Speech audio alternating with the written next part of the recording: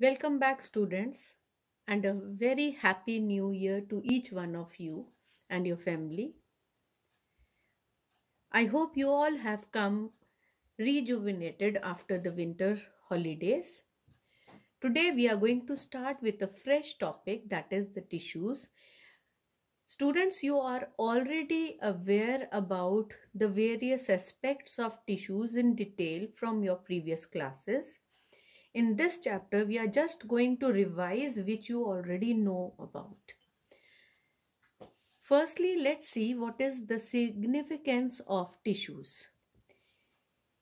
In a multicellular organism, various functions are assigned to different groups of cells, tissues, organs, and organ systems so that the efficiency and performance of the organism can be improved. And that all is possible because of the division of the labor. After revising this chapter, tissues, you will be able to understand that to perform the assigned functions in the organism's body efficiently, tissues, organs, and organ systems, how they got modified, specialized, and differentiated. Let's start with what tissues are. Students, tissues are actually a group of cells. These group of cells which may be similar in their structure, or this group of cell may be dissimilar in their structure. But when they are grouped together, they are performing a specific function so that the functioning of the body is performed well. As there are two category of organisms, mainly the plants and the animals, so are the tissues also. Plants are having plant tissues and animals are having animal tissues. But in this video, we are mainly concerned with the plant tissues. Let's see what is the broad classification of plant tissues. Plant tissues are broadly classified into meristematic tissues, that is the ever dividing tissues, and permanent tissues, that are the non-dividing tissues. According to the location of tissues, meristematic tissues further can be as apical meristem, lateral meristem, and intercalary meristem. Similarly, permanent tissues, if the cells are of the same kind, they can be simple permanent tissues, which are of three types: parenchyma, collenchyma, and sclerenchyma. And if the cells are of different types grouped together to perform a similar function, like in xylem and phloem, the transporting tissue, then they are called as the complex permanent tissues. Just like in this picture, you can see very clearly that similar kind of cells with a similar color, they are spread throughout and distributed, and how if clearly it's very evident from each and every cell and tissue area region which is with a specific color, and how they can be distributed throughout the leaf. Now let's start with that what are the basic characteristics about the meristematic tissues, because in this video we are going to focus on the meristematic tissues only. Talking about the three pictures which are over here, these images, they show that the meristematic tissues, they have cells which are very compactly placed together. Like in the shoot tip, the cells are very compactly placed. They are shown over here also and here also. And these cells, they are ever dividing, continuously dividing cells. That means they are metabolically very active. So the feature of being metabolically active is very much evident from the size of the nucleus, which is very conspicuous, as well as the dense protoplasm in them. There is no vacuole because there is no need for storage of reserve food material, and the intercellular spaces are also absent in them.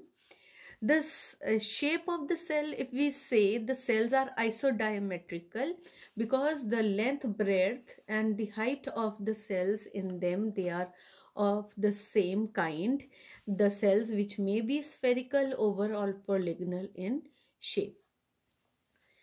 The meristematic tissues, they are ever dividing, they are continuously dividing, and once they stop dividing, they are added to the category of permanent tissues. Let's see what are the types of the meristematic tissues. Meristematic tissues can be apical meristem, intercalary meristem or lateral meristem. How they are getting these terms or these names, to discuss with them what are their locations and the function, let's see. Firstly, the apical meristem. As the term is apical, means the tip. So this apical meristem is present at the shoot tip or the root tip. And they are adding to the new leaves and the new branches and the new roots. So the apical meristem, it is responsible for the growth of root and the shoot. And in a way, we can also say that the apical meristem, it is helping in increase in the length of the plant, because the basic parts of the plant, they are added in through this meristematic tissue. The second category is the intercalary meristem, where the word or the term inter means between two. So this intercalary meristem is present at the base of the leaf, that means between the leaf and the branch or the twig, or between two internodes, that is the node region, the base of the above internode region. And both these locations, they indicate that the intercalary meristem, it is helping in the increase in the size of the leaf or increase in the length of the internode. So we can also say that intercalary meristem helps in the length of an organ. Both apical meristem and intercalary meristem, because they are helping in increase in the basic length of the plant, length of the organ and basic parts of a plant. So it is helping in the primary growth of the plant. On the other hand, in case of lateral meristem, as the term indicates, lateral means side. So lateral meristem is present at the sides of the stem and the roots, and this meristematic tissue is responsible for increase in the diameter of the stem. As you can see in this picture also, the increase in the new cells in this lateral meristem will automatically increase in the diameter or the thickness of the stem or the roots. And this meristematic tissue is of two types, that is cambium, which is between the vascular bundles or the transporting tissue, and the cork cambium, which is specially in the trees below the bark region.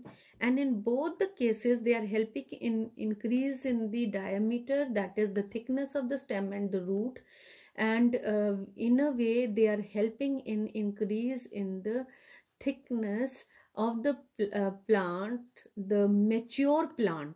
So we can say that the lateral meristem is helping for the secondary growth of the plant. So we can see that all the different types of meristematic tissues, they are finally helping in the primary growth of the plant also, and the lateral meristem helping in the secondary growth of the plant.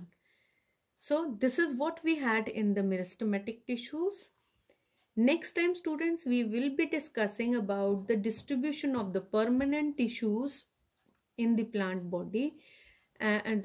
So for that, please come revised with the basic parts of the plant so that you are able to understand about permanent tissues in detail.